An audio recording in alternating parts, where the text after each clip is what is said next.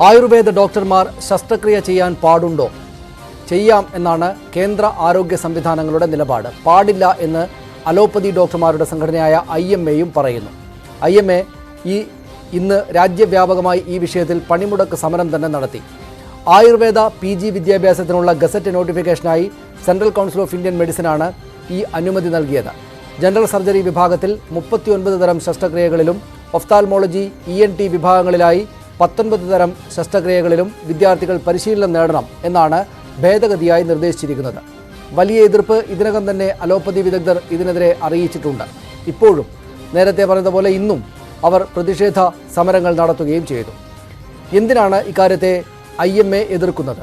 ആയുർവേദ ഡോക്ടർമാർ ശസ്ത്രക്രിയ ചെയ്താൽ എന്താണ്? ഇതാണ് നമ്മുടെ വിഷയം. സ്വാഗതം.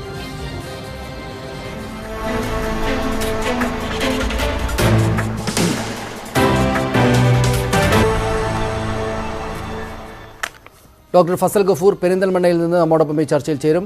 ഡോക്ടർ സാദത്ത്, അദ്ദേഹം ആയുർവേദ ഡോക്ടർമാരുടെ സംഘടനയുടെ സംസ്ഥാന സെക്രട്ടറിയാണ്. അദ്ദേഹം കൊച്ചിയിൽ നിന്ന് നമ്മോടൊപ്പം ഈ ചർച്ചയിൽ പങ്കെടുക്കുന്നുണ്ട്. Doctor Sreejith N Kumar, IMA നേതാവ് കൂടെയാണ് അദ്ദേഹം തിരുവനന്തപുരത്ത് നിന്നും ഈ ചർച്ചയിൽ ചേരുന്നു. ആദ്യം ഡോക്ടർ ശ്രീജിത്ത്, എന്തിനാണ് ഇക്കാര്യത്തെ എതിർക്കുന്നത്?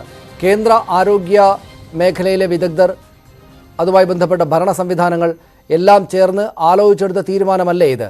എന്തിനാണ് IMAക്ക് ഇത്ര വലിയ എതിർപ്പ് ഇക്കാര്യത്തിൽ?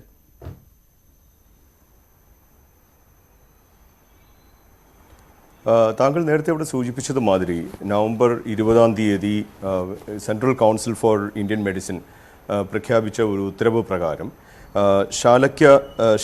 ശാലക്യ തന്ത്ര ചികിത്സാ മേഖലകളിൽ ശല്യ ചികിത്സയിൽ ഏതാണ്ട് 38 ശസ്ത്രക്രിയയും ശാലക്യ ചികിത്സാ മേഖലയിൽ വീണ്ടും 20 ശസ്ത്രക്രിയയും പിന്നെ അത് അവർ പരിശീലനം നേടണമെന്നും മാത്രമല്ല ഇൻഡിപെൻഡൻ്റ് ആയിട്ട് അവർ അത് ചെയ്യാൻ പ്രാപ്തരാകണമെന്നും ചെയ്യണം എന്നുമാണ് നിഷ്കർഷിച്ചിരിക്കുന്നത്. അപ്പോൾ ഇതിനകത്ത് ഈ പറഞ്ഞിരിക്കുന്ന ശസ്ത്രക്രിയകളിൽ പിന്നെ ആ ശസ്ത്രക്രിയകളിൽ നമ്മളൊന്ന് ഓടിച്ചു നോക്കുകയാണെങ്കിൽ വളരെ അതീവ വൈദഗ്ധ്യം വേണ്ടുന്ന, മോഡേൺ മെഡിസിനെ സംബന്ധിച്ചിടത്തോളം MS മാത്രമല്ല MCH ചെയ്യുന്ന, അതായത് ഉദാഹരണത്തിന് ഇപ്പോൾ യൂറോ സർജൻ ചെയ്യുന്ന, ഇപ്പോൾ സിസ്റ്റോസ്കോപ്പി,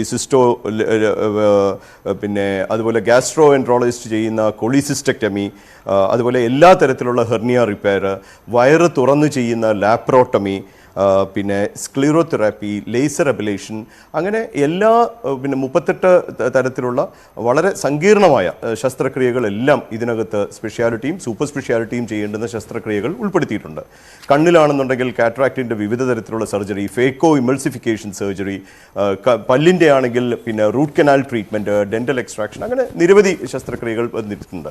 അപ്പോൾ ഇവിടെ നമുക്ക് ആദ്യം ഉയരുന്ന ചോദ്യം, ഇത് ആവശ്യമുണ്ടോ? അതാണ് ആദ്യം ഉയരുന്ന ചോദ്യം. ഇത് ആരിലാണ് ചെയ്യാൻ ഉദ്ദേശിക്കുന്നത്?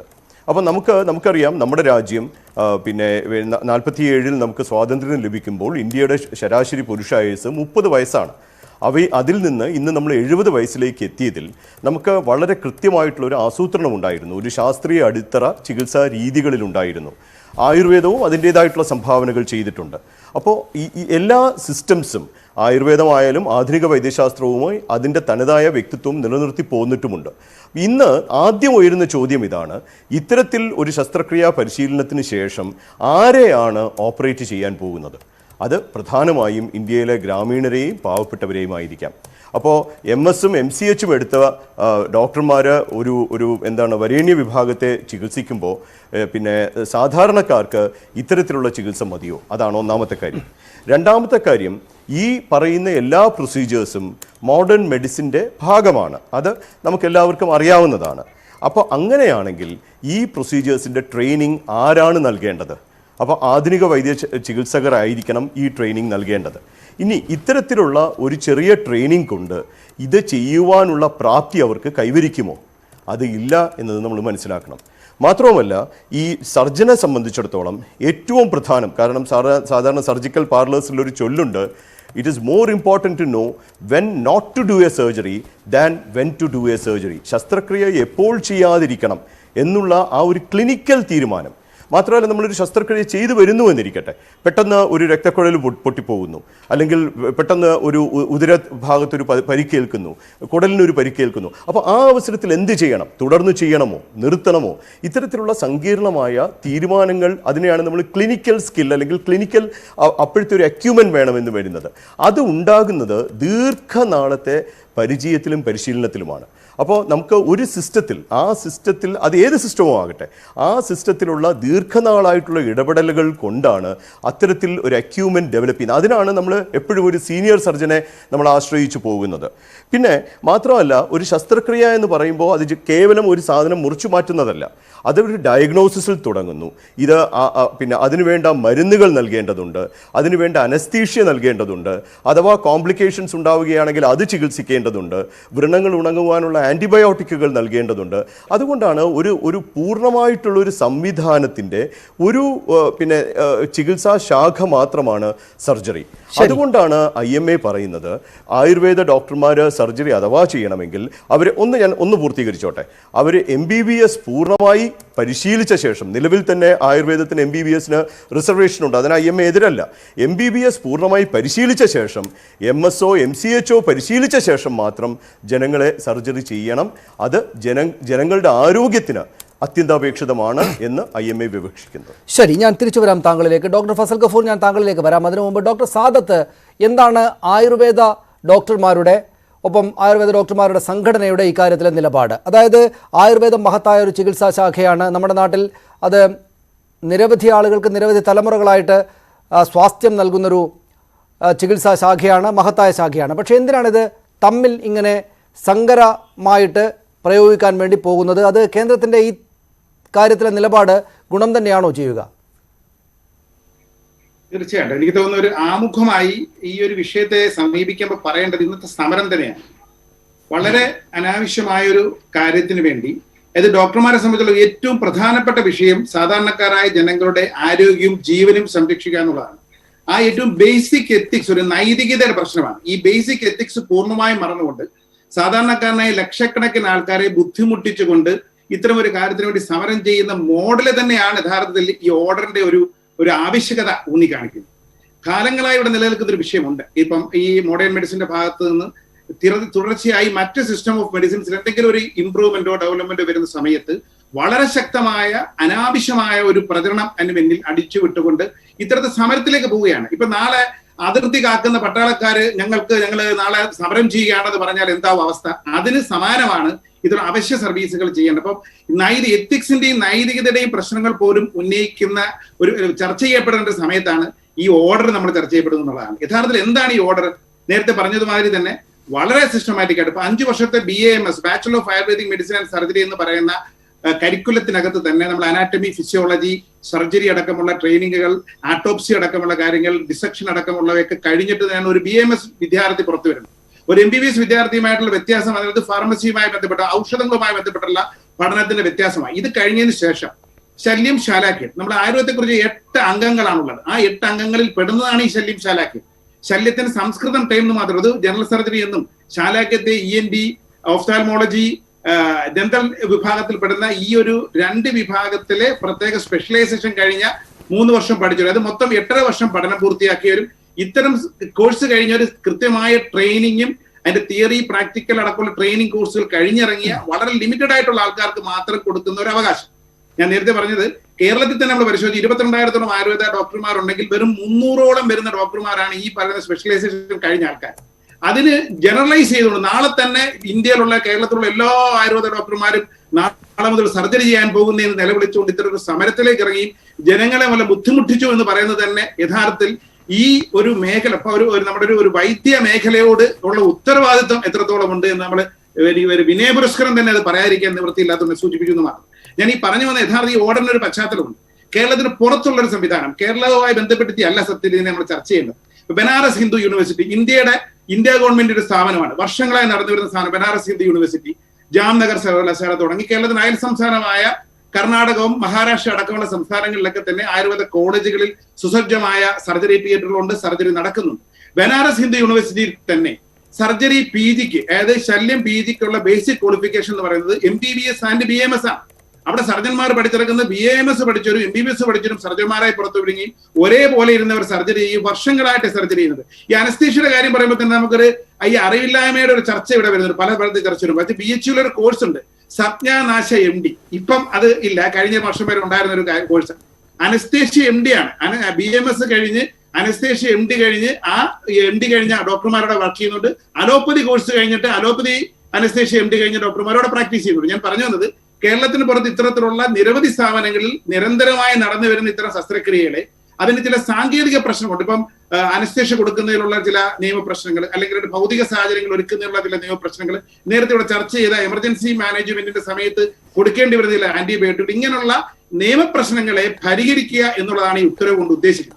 അവിടെ നടന്നു വരുന്ന സർജറികൾക്ക് അവർക്ക് കൃത്യമായ രീതിയിൽ അത് അഡ്രസ്സ് ചെയ്യാനുള്ള ഒരു നിയമപരിരക്ഷ കൊടുക്കുക എന്നുള്ളതാണ് ഗസറ്റ് വിജ്ഞാപനത്തിലൂടെ കേന്ദ്ര ഗവൺമെന്റ് നടപ്പിലാക്കിയിരിക്കുന്നത്. അല്ലാതെ നാളെ മുതൽ എല്ലാ ആൾക്കാർക്കും സർജറി കൊടുക്കുക എന്നുള്ളതല്ല എന്ന്.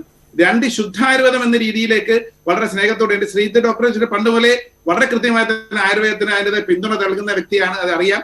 കൂടെ ഉള്ള സഹപ്രവർത്തന കൂട്ടല്ല എന്നുള്ളത് വളരെ ഒരൊറ്റ നിമിഷം ഡോക്ടർ സാദത്ത്, ഇവിടെ ഞാൻ ഒന്നിടപെട്ട് ചോദിച്ചുകൊള്ളട്ടെ. അതായത് ഇവിടെ സർജറി എന്നത്, ഈ ഓപ്പറേഷൻ ശസ്ത്രക്രിയ എന്നത് ഒരു മോഡേൺ മെഡിസിന്റെ ഭാഗമായിട്ടുള്ള സംഗതി അല്ലേ യഥാർത്ഥത്തിൽ?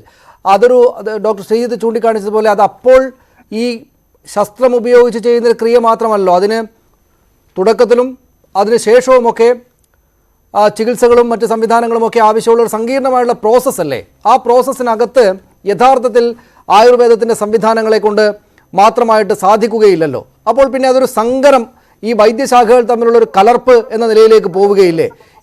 ആയുർവേദത്തിൻ്റെ ഒരു തനിമയെ തന്നെ നശിപ്പിക്കുകയല്ലേ യഥാർത്ഥത്തിൽ അത് ചെയ്യുക? ഒരു വീക്ഷണമാണ് യഥാർത്ഥത്തിൽ. സങ്കര ചികിത്സയല്ലേ വരുന്നത്, ചികിത്സ സമന്വയം എന്ന് മാത്രമേ പറയാൻ പറ്റുള്ളൂ. അതിനകത്ത് പറയേണ്ട ഒരു കാര്യം, ശുദ്ധായുർവേദം എന്ന് പറയുമ്പോഴത്തേക്ക് സർജറിയെ ആദ്യമായി ഒരൊറ്റ നിമിഷം ഡോക്ടർ സാദത്ത്, ഞാൻ താങ്കളിലേക്ക് വരാം. ഡോക്ടർ ഫസൽ ഗഫൂർ നമ്മോടൊപ്പം ഉണ്ട്. ഒന്ന് അദ്ദേഹത്തിലേക്ക് പോയതിനു ശേഷം ഞാൻ വരാം. അവിടെ ചെറിയൊരു കണക്ടിവിറ്റി പ്രോബ്ലം ഉണ്ട്. അദ്ദേഹം ഇപ്പോൾ ഏതായാലും സജ്ജമായി വന്നിട്ടുണ്ട്. ഡോക്ടർ ഫസൽ ഗഫൂർ, താങ്കളുടെ ഇക്കാര്യത്തിലെ നിലപാട് എന്താണ്? ആയുർവേദ ഡോക്ടർമാർക്ക് അവരുടേതായിട്ടുള്ള നിലപാടുണ്ട്. കേന്ദ്ര സംവിധാനങ്ങൾ, ആരോഗ്യ സംവിധാനങ്ങൾ വേണ്ട പഠനമൊന്നും നടത്താതെ കത്തിയും മറ്റുമെടുത്ത് അവരുടെ കയ്യിലേക്ക് കൊടുക്കും എന്ന് വിചാരിക്കുക സാധ്യമല്ലല്ലോ. അപ്പോൾ അവർ വേണ്ട പഠനം നടത്തിയിട്ടായിരിക്കും ഇത് ഈ തീരുമാനത്തിലേക്ക് പോയത് എന്നല്ലേ മനസ്സിലാക്കേണ്ടി വരിക. IMM ഇങ്ങനെ എതിർക്കുന്നതിൽ കാര്യമുണ്ടോ?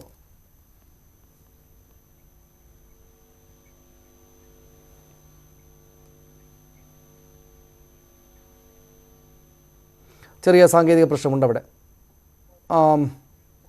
ഞാൻ താങ്കളിലേക്ക് വരാം, രണ്ടുപേരിലേക്കും വരാം. ഡോക്ടർ ശ്രീജിത്ത്, ഡോക്ടർ സാദത്ത് പറഞ്ഞ കാര്യങ്ങൾ താങ്കളും കേട്ടതാണല്ലോ. അതവർ നേരത്തെ തന്നെ നിങ്ങളുടെ നിലപാടിനോടുള്ള എതിർപ്പ് പ്രകടിപ്പിക്കാനായിട്ട് പറയുന്ന കാര്യങ്ങളാണ്. അതിൽ ഏറ്റവും പ്രധാനപ്പെട്ട ഒന്ന് ആയുർവേദത്തിൻ്റേത് മാത്രമായിട്ടല്ല, നമ്മൾ കേരളത്തിൻ്റെ ഒരു കോണ്ടെക്സ്റ്റിൽ ഇരുന്ന് ആലോചിച്ചാൽ മനസ്സിലാകാത്ത ചില സംഭവങ്ങൾ ഇതുമായി ബന്ധപ്പെട്ടുണ്ടല്ലോ. മറ്റ് സംസ്ഥാനങ്ങളിൽ ഈ പറയുന്നത് പോലെ അലോപ്പതി മാത്രമായിട്ടുള്ള ഡോക്ടർമാരുടെ ആധിക്യമൊന്നും ഈ പറയുന്ന ഗ്രാമീണ മേഖലകളിൽ അടക്കമില്ല, അവരുടെ സേവനം ലഭ്യമല്ല. അപ്പോൾ സ്വാഭാവികമായിട്ടും ഇത്തരം ആയുർവേദ ഡോക്ടർമാർക്കടക്കം അടിയന്തര ഘട്ടങ്ങളിൽ ശസ്ത്രക്രിയ ചെയ്യാനുള്ള ശേഷി ഉണ്ടാക്കി കൊടുക്കുക എന്നതൊരു പോസിറ്റീവായിട്ടുള്ള കാര്യമായിട്ട് കണ്ടാൽ എന്താകും പിശക്?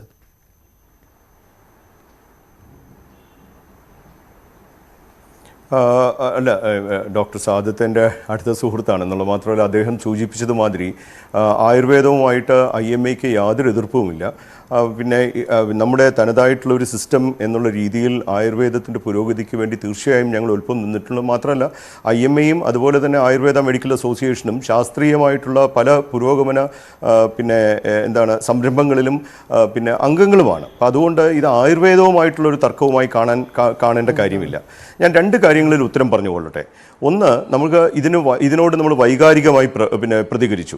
നമ്മൾ ഇത്തരത്തിലുള്ളൊരു അവസരത്തിൽ സമരം പാടുണ്ടോ എന്ന് ചോദിച്ചു. പൂർണ്ണമായും ശരിയാണ്. ഇത്തരത്തിലുള്ളൊരു സമരം, ഇത്തരത്തിലുള്ളൊരു അവസരത്തിൽ സമരത്തിന് നിർബന്ധിതരായതാണ്. ഒരു കാര്യം നാം മനസ്സിലാക്കണം, ഇന്ത്യൻ മെഡിക്കൽ അസോസിയേഷൻ്റെ നേതൃത്വത്തിൽ കോവിഡ് പ്രതിരോധ പ്രവർത്തനങ്ങളിൽ ഏർപ്പെട്ട 700 ഡോക്ടർമാർക്ക് ജീവൻ നൽകേണ്ടി വന്നു.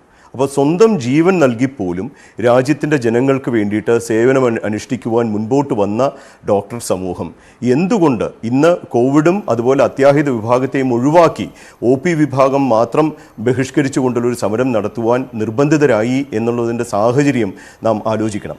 ഇന്ത്യയിലെ മുഴുവൻ സംഘടനകളും അതുപോലെ പ്രസ്ഥാനങ്ങളും ശാസ്ത്ര സമൂഹവും മെഡിക്കൽ കൗൺസിലുകളും ഒക്കെ ഈ അശാസ്ത്രീയ നിലപാടിനെ എതിർക്കുകയാണ്. ഡോക്ടർ സാദത്ത് പറഞ്ഞ ഒരു കാര്യത്തോട് ഞാൻ യോജിക്കുന്നു. കേരളത്തെ സംബന്ധിച്ചിടത്തോളം കേരളത്തിലെ ആയുർവേദ സമൂഹം, പ്രത്യേകിച്ച് ആയുർവേദത്തിൻ്റെ ഒരു ഈറ്റില്ലം എന്ന് കരുതുന്ന ഒരു സ്ഥലമാണ് കേരളം. കേരളത്തിലെ ഭൂരിപക്ഷം ആയുർവേദ ഡോക്ടർമാരും ആയുർവേദത്തിൻ്റെ തനിമയിൽ വിശ്വസിക്കുകയും ആയുർവേദം തന്നെ കൃത്യമായി പ്രാക്ടീസ് ചെയ്യാൻ ഒരുപെടുകയുമാണ്. അതുകൊണ്ടാണ് അദ്ദേഹം തന്നെ പറഞ്ഞു കേരളത്തിൽ ഇത്തരത്തിലുള്ള ശസ്ത്രക്രിയകൾ നടക്കുന്നില്ല എന്നുള്ളത് വാസ്തവമാണ്. എന്നാൽ ഇന്ത്യയിലെ ഇതര സംസ്ഥാനങ്ങളിൽ അദ്ദേഹം ഇവിടെ സൂചിപ്പിച്ചതുമാതിരി ഇത്തരത്തിൽ അദ്ദേഹം തന്നെ പറഞ്ഞു അതിന് ചില നിയമപ്രശ്നങ്ങളുണ്ട്. അപ്പോഴെന്താണ് സംഗതി സംഭവിക്കുന്നത്? പല സ്ഥലങ്ങളിലും ഇത്തരത്തിൽ അനധികൃതമായി പല സ്ഥലങ്ങളിലും ഈ ക്വാളിഫിക്കേഷൻ ഉള്ളവരും ഇല്ലാത്തവരും ഒക്കെ നടത്തുന്ന ശസ്ത്രക്രിയകൾക്ക് ഒരു നിയമപരിരക്ഷ കൊടുക്കുവാൻ വേണ്ടിയിട്ടുള്ള ഒരു ഉത്തരവായിട്ടാണ് ഇതിനെ കൊണ്ടുവന്നിരിക്കുന്നത്. ഒരു അത്യാവശ്യ ഘട്ടത്തിൽ, ഒരു എമർജൻസി ഘട്ടത്തിൽ താങ്കൾ സൂചിപ്പിച്ചു നമുക്ക് ഒരു ചെയ്യാവുന്ന ഒരു ശസ്ത്രക്രിയ പരിശീലനം വേണ്ടേ. അപ്പോൾ അതിന് നമ്മളിപ്പോൾ ഈ കാർഡിയോ പൾമനറി റെസിസ്റ്റേഷൻ പോലെയുള്ള കാര്യങ്ങൾ, പക്ഷേ ഇതിനകത്ത് പറയുന്ന കാര്യങ്ങൾ അങ്ങനെയല്ല. വളരെ ഇലക്റ്റീവായിട്ട് പ്ലാൻ ചെയ്ത് പറയുന്ന ശസ്ത്രക്രിയാ വിധികളാണ്. അപ്പൊ ഇവിടെ രണ്ട് നഷ്ടമാണ്. ഞാൻ ഒന്ന് താങ്കളിലേക്ക് വരാം. ഡോക്ടർ ഫസൽ ഗഫൂറിലേക്ക് ഒന്ന് പോയതിനു ശേഷം ഡോക്ടർ ഫസൽ ഗഫൂർ, താങ്കളുടെ ഇക്കാര്യത്തിൽ അഭിപ്രായം എന്താണ്? എന്തുകൊണ്ടാണ് ഇത് ഇങ്ങനെ IMA എതിർക്കുന്നത് പോലെ എതിർക്കേണ്ടതാകുന്നത്? വളരെ വ്യക്തമായിട്ടുള്ള അഭിപ്രായം ഉണ്ട് ഇക്കാര്യത്തിൽ. ഞാനും ആയുർവേദത്തിലൊക്കെ എന്നോട് എതിർപ്പില്ലാത്ത ആളാണ്. ഞാൻ തന്നെ നടുവേനൊക്കെ ആയുർവേദ ട്രീറ്റ്മെന്റ് ഒക്കെ മേടിക്കുന്നതാണ്. പക്ഷേ നമ്മൾ മനസ്സിലാക്കേണ്ടത് സ്റ്റാൻഡർഡൈസ് ചെയ്തിട്ടുള്ള മെഡിക്കൽ കൗൺസിൽ ഓഫ് ഇന്ത്യ ഗവൺമെന്റിന്റെ ഒരു ഇത് ഉണ്ടാക്കിയില്ല. മറ്റേ ക്യാബിനറ്റിൽ കേന്ദ്രത്തിന്റെ ഒരു നിയമപ്രകാരം കൊണ്ട് മെഡിക്കൽ കൗൺസിലും NMCയുടെ ഒക്കെ എല്ലാം നിഷ്കർഷിച്ചുകൊണ്ട് മെഡിക്കൽ കോളേജുകൾ സെറ്റപ്പ് ചെയ്ത് 6 കൊല്ലം ഇതിന് പഠിച്ചു, പിന്നെ 3 കൊല്ലം MS പഠിച്ചു, പിന്നെ ഒരു 3 കൊല്ലം MCH പഠിച്ചിട്ട് കാർഡിയോ തൊറാസിക്കും ന്യൂറോ സർജറിയൊക്കെയാണ് നമ്മൾ ചെയ്യുന്നത്. അത് മാത്രമല്ല ആധുനിക ടെക്നിക്കുകൾ യൂസ് ചെയ്തുകൊണ്ട്, ആധുനിക ടെക്നിക്കുകൾ എന്ന് പറഞ്ഞാൽ കീ ഹോൾ സർജറി, അല്ലെങ്കിൽ നമുക്ക് മൈക്രോ സർജറി, അല്ലെങ്കിൽ റോബോട്ടിക് സർജറി, അല്ലെങ്കിൽ നമ്മൾ നാവിഗേഷൻ എയ്ഡഡ് സർജറി, ഇങ്ങനെയുള്ള ഒരു ഘട്ടത്തിലോട്ട് ശാസ്ത്രം പുരോഗമിച്ചുകൊണ്ടിരിക്കുമ്പോൾ ഒരു തർക്കവും വേണ്ട, നമ്മൾ ഇത് സ്റ്റാൻഡേർഡൈസ് ചെയ്യാതെ ഒരു പ്രക്രിയക്ക് പോകുന്നത് ശരിയല്ല. അങ്ങനെ വരുമ്പോൾ രോഗികൾക്ക് ആപത്തുണ്ടാവും എന്നുള്ളൊരു കാര്യമുണ്ട്. അപ്പോൾ ഞാൻ അതിൽ പറയുന്ന രണ്ടാമത്തെ കാര്യം, ആരായിട്ടാണ് ചർച്ച ചെയ്തിട്ടുള്ളത്? എനിക്ക് യാതൊരു കുഴപ്പവുമില്ല. ആയുർവേദക്കാർ ഇപ്പൊ ഈ നേരത്തെ പറഞ്ഞു, ആയുർവേദത്തിൽ നമ്മുടെ സുഹൃത്ത് പറഞ്ഞ പ്രകാരം അവർക്ക് ഇതൊക്കെ ഉണ്ട്, സിലബസ് ഉണ്ട്. എനിക്ക് യാതൊരു വിരോധമില്ല. ഒരു ചർച്ച ആയിക്കൊള്ളട്ടെ, മനസ്സിലായി. ആ ചർച്ച ചെയ്തതിന് ശേഷം ഇതിനൊക്കെയുള്ള കപ്പാസിറ്റിയും കെൽപ്പും അവർക്കുണ്ടെങ്കിൽ നമുക്ക് യാതൊരു വിരോധമില്ല. ആരോട് ചർച്ച ചെയ്തു? അപ്പൊ ചോദ്യം വരുന്നത് സംസ്ഥാന ഗവൺമെന്റിന്റെ അധികാരങ്ങളിൽ കൈകടത്തുന്നു എന്നുള്ളതാണ്. കാരണം ഹെൽത്ത് ഒരു സംസ്ഥാന സബ്ജക്റ്റാണ്. ഇതിനു മുമ്പ് അഗ്രികൾച്ചർ എടുത്ത് മാറ്റി, വിദ്യാഭ്യാസം എടുത്ത് മാറ്റി. അപ്പൊ എന്ത് വന്നു? കർഷക ബില്ല് വന്നു. കർഷക ബില്ലിനെതിരായിട്ട് സമരം നടത്തുന്നു, യൂണിയനുകൾ സമരം നടത്തുന്നു, ലേബർ നിയമങ്ങൾക്കെതിരായിട്ട്. ഇപ്പൊ നമ്മൾ വേറൊരു പ്രശ്നം കൂടെ വന്നിട്ടുണ്ട്. നാഷണൽ എഡ്യൂക്കേഷൻ പോളിസി അനുസരിച്ചിട്ട് ആയുർവേദവും മെഡിസിനും എല്ലാം കൂടെ മിക്സ് ചെയ്തുകൊണ്ട് ഒരു സിലബസ് ആണ് വരുന്നത്. രണ്ടാമത് ഉദാഹരണം ഡെന്റൽ വിഭാഗത്തിന് ലാറ്ററൽ എൻട്രി കൊടുക്കണമെന്ന് പറഞ്ഞു. അതായത് ഡെന്റലിന് പഠിക്കുന്ന ആള് 2ാം കൊല്ലോ 3ാം കൊല്ലോ MBBS അങ്ങോട്ട് ജോയിൻ ചെയ്യണം. അപ്പൊ എന്റെ ചോദ്യം, ഈ കോവിഡ് സമയത്ത് നമ്മളെല്ലാവരും കോവിഡിനെ ഏറ്റുമുട്ടിക്കൊണ്ടിരിക്കുമ്പോൾ എന്താണ് ഇത്ര വലിയ തിരക്ക് ഇത്തരത്തിലുള്ള നിയമങ്ങൾ പാസ്സാക്കാനായിട്ട്? അപ്പൊ താങ്കളുടെ മനസ്സിലുള്ള കാര്യങ്ങൾ മുഴുവനും കേന്ദ്രം സംസ്ഥാനങ്ങൾ അടിച്ചേൽപ്പിക്കുകയാണ്. അതാണ് വിഷയം. അപ്പൊ ഞാൻ പറയുന്ന പോയിന്റ്, ഞാനിപ്പോ നമ്മുടെ സുഹൃത്ത് ആയുർവേദ സെക്രട്ടറി ആയിട്ട് ഞാൻ തല്ലുപിടിക്കാൻ തയ്യാറില്ല. എന്താ കാരണം വെച്ചാൽ എനിക്കറിയാത്തൊരു കാര്യത്തെ പറ്റി ഞാനിപ്പോ തല്ലുപിടിക്കാൻ തയ്യാറില്ല. പക്ഷെ ഞങ്ങളെ സംബന്ധിച്ചിടത്തോളം ഞങ്ങൾ പഠിച്ചു വന്നിട്ടൊരു സിസ്റ്റം ഉണ്ട്. ആ സിസ്റ്റമാണ് ആ സിസ്റ്റമാണ് ഇന്ത്യയുടെ മെഡിക്കൽ സിസ്റ്റം. എന്നാ പിന്നെ വാക്സിനേഷൻ ഒഴിവാക്കട്ടെ. വാക്സിനേഷൻ നമ്മൾ എന്തിനാണ് ചെയ്യുന്നത്? നാഷണൽ വാക്സിനേഷൻ പ്രോഗ്രാം എന്തിനാണ്? നാഷണൽ TB എറാഡിക്കേഷൻ പ്രോഗ്രാം എന്തിനാണ്? നാഷണൽ പോളിയോ എറാഡിക്കേഷൻ പ്രോഗ്രാം എന്താണ്? എന്തുകൊണ്ട് ലെപ്രസി എറാഡിക്കേറ്റ് ചെയ്തു? ഇതെല്ലാം മോഡേൺ മെഡിസിന്റെ മരുന്നുകൾ ഉപയോഗിച്ചിട്ടല്ലേ. നാളെ നിങ്ങൾ കോവിഡ് വാക്സിനേഷന് വേണ്ടി പോകുന്നു. ഏതാണ് ഈ വാക്സിൻ? ഭാരത് ബയോടെക്നിക് ഉണ്ടാക്കുന്നു. ഓക്സ്ഫോർഡ് വാക്സിൻ എവിടെ നിന്ന് വന്നാണ്? ഇതെല്ലാം കൂടെയാണ് ഉപയോഗിക്കുന്നത്. ഞാൻ അവർ മറ്റുള്ള സൈഡിൽ എന്താ ഉള്ളതെന്ന് അറിയാത്തതിന്, അതുകൊണ്ടാണ് ഞാൻ അപ്പുറത്ത്. അവിടെ ഡോക്ടർ ഫസൽ ഗഫൂർ, അവിടെ ഇപ്പോൾ അങ്ങനെയാണെങ്കിൽ ഡോക്ടർ ഫസൽ ഗഫൂർ, ഇവിടെ വിശാലമായ ചില പ്രശ്നങ്ങളുണ്ട് എന്ന് കാണേണ്ടി വരും. അതായത് ഈ ആയുർവേദ ഡോക്ടർമാർക്ക് ശസ്ത്രക്രിയ അധികാരം അനുമതി നൽകുന്നു, അതിനുവേണ്ട പഠനം നിങ്ങൾ നടത്തിക്കൊള്ളൂ എന്ന് അനുമതി കൊടുക്കുന്നു എന്ന സംഗതി മാത്രമായിട്ട് ഇതിനെ ചുരുക്കുക സാധ്യമല്ല എന്നാണ് താങ്കൾ പറയുന്നത്. ഇത് അശാസ്ത്രീയമായിട്ടുള്ള സംഗതികൾ നമ്മുടെ ചികിത്സാ മേഖലയിലേക്ക് കടന്നു വരുന്നു. ഈ സങ്കര വൈദ്യം എന്ന സംഗതി ആകപ്പാടെ ശാസ്ത്രീയതയെ ഇല്ലാതാക്കുന്ന കാര്യമാണ് എന്ന് പറയേണ്ടി വരും അല്ലേ? അതല്ലേ താങ്കളുടെ നിലപാട്? അതെ, നമ്മുടെ പ്രശ്നം എന്താ അറിയോ, ഞാൻ പറഞ്ഞുതരാം. ഞാൻ വിദ്യാർത്ഥിയായിരുന്നപ്പോൾ അതിശക്തമായ ഒരു സമരത്തിൽ പങ്കെടുത്തിട്ടുള്ളതാണ്. എന്തുകൊണ്ടാണെന്ന് വെച്ചാൽ എൻ്റെ ഓർമ്മ ശരിയാണെങ്കിൽ കെ കരുണാകരൻ ഗവൺമെന്റാണെന്ന് എൻ്റെ ഓർമ്മ. മനസ്സിലായില്ലേ? അവര് അന്ന് എന്താ ചെയ്തത്, അത് അച്യുതമേനോൻ ഗവൺമെന്റ്, അവരെന്ത് ചെയ്തു, MBBS ഹോമിയോ എന്ന് പറഞ്ഞിട്ട് ഒരു കോഴ്സ് തുടങ്ങി കോഴിക്കോട് മെഡിക്കൽ കോളേജിൽ. എന്നിട്ട് ഹോമിയോ വിദ്യാർത്ഥികളെയൊക്കെ അവിടെ അനാറ്റമിയും സർജറിയും ഒക്കെ പഠിക്കാൻ പറഞ്ഞു വിട്ടു. സിലബസ് അങ്ങനെയായിരുന്നു. അങ്ങനെ വലിയൊരു സമരം ചെയ്തു. അപ്പൊ നമ്മൾ സമരം ചെയ്തത് ഹോമിയോ മെഡിക്കൽ കോളേജ് ഇല്ലാതാക്കാനോ ഹോമിയോ ഡോക്ടർമാരെ ഇല്ലാതാക്കാൻ വേണ്ടിയിട്ടില്ല. നമ്മൾ പറഞ്ഞ പോയിന്റ് എന്താ വെച്ചാൽ, ഞങ്ങളുടെ മെഡിക്കൽ കോളേജിൽ വന്നിട്ട് പഠനം വേണ്ട, നിങ്ങൾ ഹോം മെഡിക്കൽ കോളേജ് സെറ്റപ്പ് ചെയ്തു. ഞാൻ ഉദാഹരണമായിട്ട് തന്നെ, ഞാൻ 2 ബോഡിയിലും, ഇന്ത്യയിലെ ഏറ്റവും വലിയ ബോഡികളിൽ മെമ്പർ ആയിട്ടുള്ള ഒരാളാണ്. ഞാൻ മെഡിക്കൽ കൗൺസിൽ ഓഫ് ഇന്ത്യയിലെ മെമ്പറായിരുന്നു. ഹെൽത്ത് യൂണിവേഴ്സിറ്റിയുടെ ഇപ്പോഴും ഗവേണിംഗ് കൗൺസിൽ മെമ്പറാണ്. ഞാൻ ചോദിക്കുന്നത്, ഇന്ത്യയിലെ ഹെൽത്ത് യൂണിവേഴ്സിറ്റികളുണ്ട്, എല്ലാ മെഡിക്കൽ കോളേജുകളെയും അവർ ഞാൻ പറഞ്ഞ എല്ലാ പ്രൈവറ്റ് വേണ്ട, നമ്മൾ കൊണ്ടുവരുന്നില്ല. മനസ്സിലല്ലേ? അറ്റ്ലീസ്റ്റ് IMAയുടെ പ്രതിനിധി, മനസ്സിലല്ലേ? എല്ലാവർക്കും വേണ്ടി IMAയുടെ പ്രതിനിധി. ഹെൽത്ത് യൂണിവേഴ്സിറ്റി ആകെ ഒരു 15-20 ഹെൽത്ത് യൂണിവേഴ്സിറ്റികളുണ്ട്. അതിൽ ആയുഷ് ഇതുണ്ട്, ആയുർവേദക്കാരെ റെപ്രസെന്റ് ചെയ്തിട്ടുണ്ട്, ഹോമിയോന്റെ റെപ്രസെന്റേഷൻ ഉണ്ട്, നഴ്സിംഗിന്റെ റെപ്രസെന്റേഷൻ ഉണ്ട്. ഇവരെല്ലാവരും വിളിച്ചു വരുത്തിയിട്ട് ന്യൂഡൽഹിയിൽ ഒരു ചർച്ച നടത്തിയതിനു ശേഷം, പാർലമെന്റിൽ ഒരു ചർച്ച നടത്തിയതിനു ശേഷം, അത് സബ്ജക്ട് കമ്മിറ്റിക്കോ സെലക്ട് കമ്മിറ്റിക്കോ വിട്ടതിന് ശേഷം മറ്റുള്ള ശാസ്ത്ര രംഗത്തിലുള്ള അതുകൊണ്ടല്ലോ മറ്റുള്ള ശാസ്ത്രങ്ങൾ ഞങ്ങൾ വരുന്നത്, ഗണിതശാസ്ത്രം, ജെനറ്റിക്സ്, ഇതൊക്കെ ഇതിൽ വരുന്നുണ്ട്. നമ്മുടെ ശാസ്ത്രം മാത്രമല്ല, ഫാർമസി കൗൺസിൽ ഇതിൽ വരുന്നുണ്ട്, മെഡിസിൻ ഫാർമസി എന്നാണ് വരുന്നത്. അപ്പോൾ അങ്ങനെ ഇതെല്ലാം ചർച്ച ചെയ്തതിന് ശേഷം ഒരു നിയമം കൊണ്ടുവരാം, അത് കുഴപ്പമില്ല. അപ്പൊ നമുക്കൊരു പഠനമാവുമല്ലോ. ഞാനും IMAയുടെ സെക്രട്ടറി ഒക്കെ ഞങ്ങളിതൊക്കെ പഠിക്കുമല്ലോ, ഇതാണ് സംഭവം. മനസ്സിലല്ലേ? ഞങ്ങളെ സംബന്ധിച്ചിടത്തോളം ഒരു പഠനമില്ലാതെ പെട്ടെന്ന് ഞങ്ങളുടെ മുകളിൽ കൂടെ ഒരു പ്ലെയിൻ പോവാണ്. അപ്പൊ ഒരു പ്ലെയിൻ ഇങ്ങനെ പോകുന്നത് കാണുമ്പോൾ അതൊരു യുദ്ധവിമാനമാണെങ്കിൽ നമ്മുടെ മൈൻഡിൽ എന്താ പോവാ, ഇന്ത്യൻ വിമാനം അല്ലെങ്കിൽ അത് പാകിസ്ഥാനി വിമാനമായിരിക്കണം എന്ന് പോകുന്ന രീതിയിൽ, പെട്ടെന്ന് ഒരു ബോംബ് ഇടുന്ന രീതിയിൽ മോഡേൺ മെഡിസിന്റെ മുകളിൽ കൊണ്ടുവന്നിട്ട് ഒരു ബോംബ് വർഷം നടത്തിയിരിക്കണം. അവിടെയാണ് ഞങ്ങൾക്കൊക്കെ പ്രശ്നം. നമ്മുടെ IMA സെക്രട്ടറി എത്ര മാന്യമായിട്ടാണ് പറഞ്ഞത്, അദ്ദേഹം അംഗീകരിക്കുന്നു എന്ന് പറഞ്ഞു, ഞാൻ അംഗീകരിക്കുന്നു എന്ന് പറഞ്ഞു, ഞാൻ അതിലപ്പുറം പറഞ്ഞു, ഞാൻ ചികിത്സ എടുത്തിട്ടുണ്ടെന്നും പറഞ്ഞു. അതാണ് ശരി. അപ്പോ ആ നിലക്ക് ഇത് കൂട്ടിക്കുഴക്കാൻ പാടില്ല എന്നാണ് ഞങ്ങളുടെ നിലപാട്. അതാണ് ഡോക്ടർ സാദത്ത്, അത് വളരെ പ്രധാനപ്പെട്ട അല്ലെങ്കിൽ സംഗതമായ ഒരു നിലപാടല്ലേ?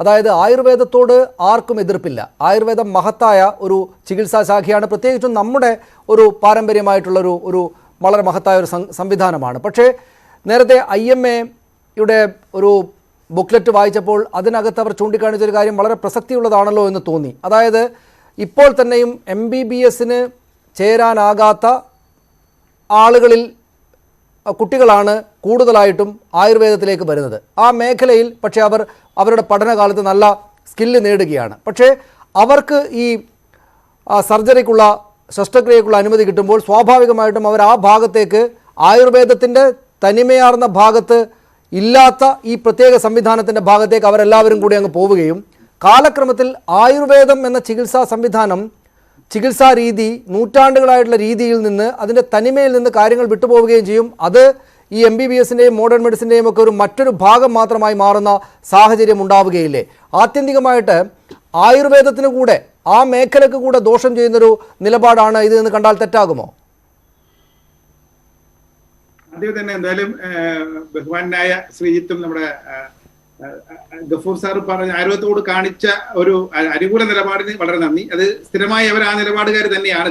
ഞാൻ അതിനെക്കുറിച്ചല്ല പറയുക. പക്ഷേ യഥാർത്ഥത്തിൽ ശുദ്ധായുർവേദം എന്ന് പറഞ്ഞ് നമ്മൾ പറയുമ്പോൾ പറയേണ്ട ഒരു കാര്യം, ആയുർവേദത്തിന്റെ ഭാഗം തന്നെയാണ് ശസ്ത്രക്രിയ എന്നുള്ള ഒരു കാര്യം അംഗീകരിക്കേണ്ടതുണ്ടെന്നുള്ളതാണ്. കാര്യം സുശ്രുതാചാര്യനെ ആയുർവേദത്തിന്റെ സർജറിയുടെ പിതാവ് അല്ലെങ്കിൽ ഫാദർ ഓഫ് സർജറി എന്ന് വിവക്ഷിക്കുന്നതിന് ആദ്യം സർജറിയെക്കുറിച്ചും സർജറിയുടെ വിശദീകരണങ്ങളെക്കുറിച്ചും സവച്ഛേദനത്തെക്കുറിച്ചും എങ്ങനെ സർജറി ചെയ്യണമെന്നതിനെക്കുറിച്ചും സർജറി ചെയ്തതും കൃത്യമായി ആയുർവേദത്തിലായിരുന്നു. പിന്നെ കാലഘട്ടത്തിന്റെ പല ഘടകങ്ങൾ കൊണ്ട് അത് പിന്നോട്ട് പോയിട്ടുണ്ടാകാം. പക്ഷേ ഞാൻ പറഞ്ഞത്, ആയുർവേദം ശുദ്ധായുർവേദമായി പ്രാക്ടീസ് ചെയ്യണമെങ്കിൽ ആയുർവേദത്തിന്റെ ഭാഗം തന്നെ ആയിരുന്ന സർജറി കൂടി എന്റെ കൂടെ വന്നു കഴിയുമ്പോഴാണ് യഥാർത്ഥത്തിൽ ശുദ്ധായുർവേദം പൂർണ്ണമായി മാറുക. ഒന്ന്. രണ്ട്, എനിക്ക് പറയാനുള്ളത്, ഇപ്പം ഈ ഇവിടെ പങ്കെടുക്കുന്ന പ്രതിനിധികൾ വളരെ അനുകൂലമായി പറഞ്ഞെങ്കിൽ പോലും അടുത്ത കുറച്ച് കാലങ്ങളായി നമുക്ക് അലോപ്പതി മേഖലയിൽ നിന്ന് മറ്റു മേഖലകളോടുള്ള ഒരു അസഹിഷ്ണുത വളരെ കൃത്യമായി കണ്ടുവരാറുണ്ട്.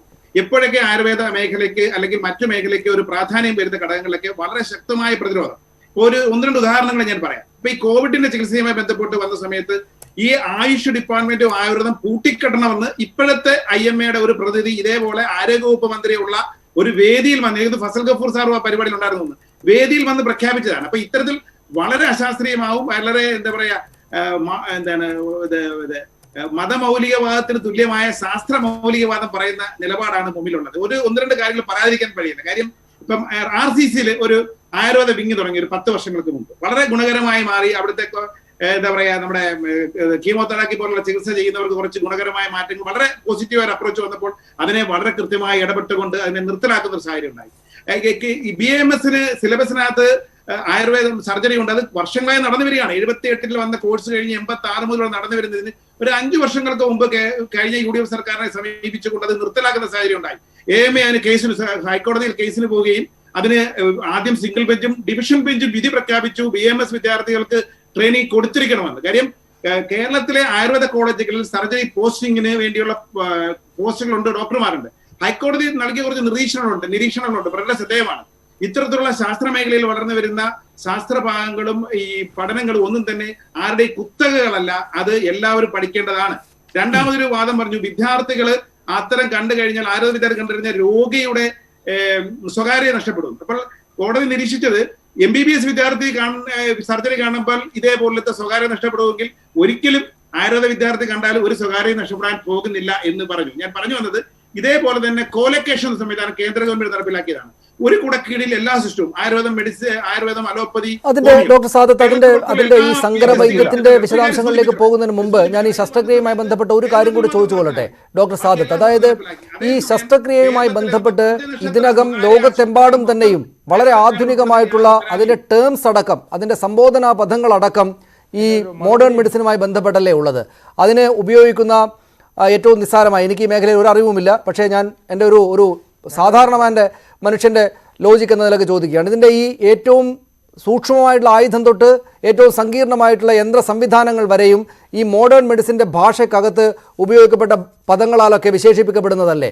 അതെല്ലാം പഠിച്ചെടുത്ത് ഈ കാര്യങ്ങളൊക്കെ ചെയ്യുക എന്നതൊക്കെ ബുദ്ധിമുട്ടാവുകയില്ലേ? ഈ രണ്ടും തമ്മിലുള്ള സങ്കരം ആളുകളുടെ പ്രയാസം വർദ്ധിപ്പിക്കുകയില്ലേ? ആത്യന്തികമായിട്ട് ഈ ശസ്ത്രക്രിയക്ക് വിധേയമാകുന്ന ആളുകളുടെ ജീവൻ അത് വെല്ലുവിളി ഉണ്ടാക്കുകയില്ലേ? അതിന് വളരെ കൃത്യമായി ഞാൻ 2 പോയിന്റുകളിലൂടെ അത് സൂചിപ്പിക്കാറുണ്ട്. അതിൽ ആയുർവേദത്തിലെ പറഞ്ഞിരിക്കുന്ന ശസ്ത്രക്രിയ യന്ത്രങ്ങൾ, ഇപ്പം ബ്ലണ്ട് ഇൻസ്ട്രുമെന്റ്സ് ആയി 102 എണ്ണം, ഷാർപ്പ് ഇൻസ്ട്രുമെന്റ്സ് എന്ന് പറയുന്നത് 20 ഇൻസ്ട്രുമെന്റ്സ്.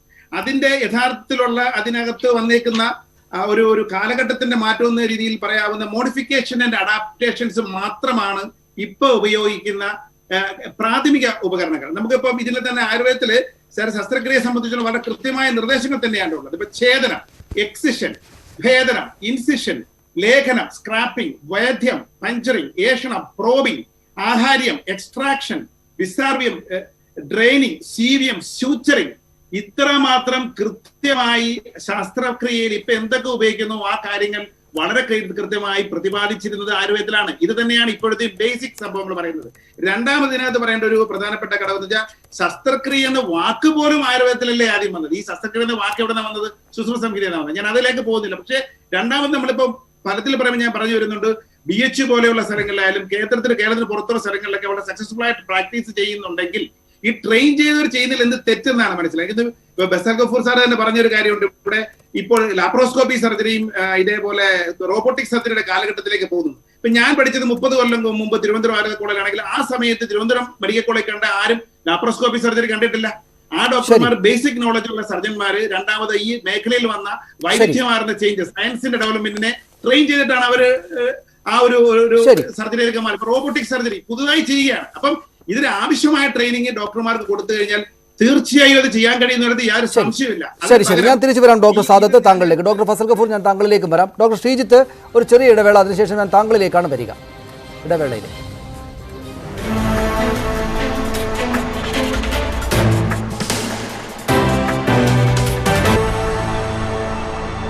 ഡോക്ടർ ശ്രീജിത്ത്, അദ്ദേഹം കുറേയേറെ വാദങ്ങൾ മുന്നോട്ട് വെച്ചല്ലോ. അത് പൂർണ്ണമായിട്ടും തള്ളേണ്ടുന്ന കാര്യമാണോ? അതായത് ഇതുമായി ബന്ധപ്പെട്ട് ഗുണഫലങ്ങൾ ഉണ്ടാകുന്നുവെങ്കിൽ പരിശീലനം നേടിയതിനു ശേഷം, എല്ലാവരും പരിശീലനം വഴിയാണല്ലോ ശസ്ത്രക്രിയ ചെയ്യാൻ പറ്റുന്ന സ്കില്ലുള്ള ആളുകളായി മാറുന്നത്. അങ്ങനെയാണെങ്കിൽ അത് ആയുർവേദക്കാർ ചെയ്യുന്നതിൽ തെറ്റില്ല എന്ന നിലപാടിലേക്ക് നമ്മൾ എത്തണ്ടേ?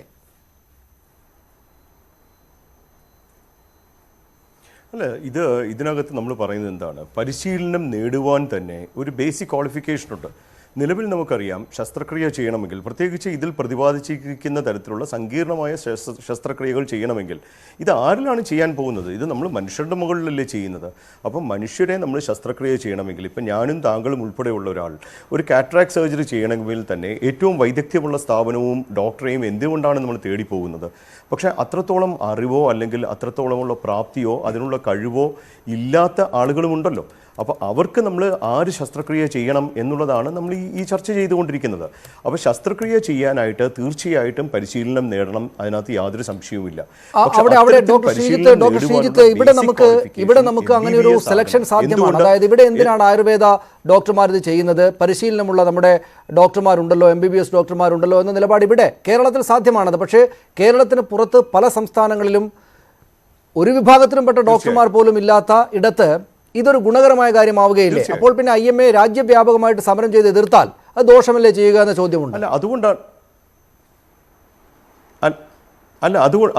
അതുകൊണ്ടാണ് മിസ്റ്റർ സനീഷ് നമ്മൾ മനസ്സിലാക്കേണ്ടത്, ഇന്ത്യയുടെ ശരാശരി പുരുഷായുസ് 30-ൽ നിന്ന് 70-ലെത്തുമ്പോൾ കേരളവും സ്വാതന്ത്ര്യ സമരത്തെ വിഭിന്നമായിരുന്നില്ല.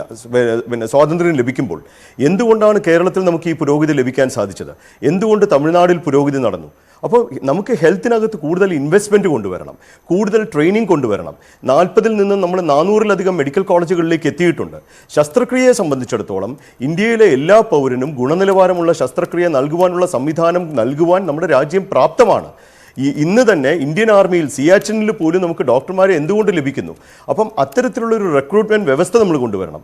ശസ്ത്രക്രിയയെ സംബന്ധിച്ചിടത്തോളം MBBS should be the basic qualification.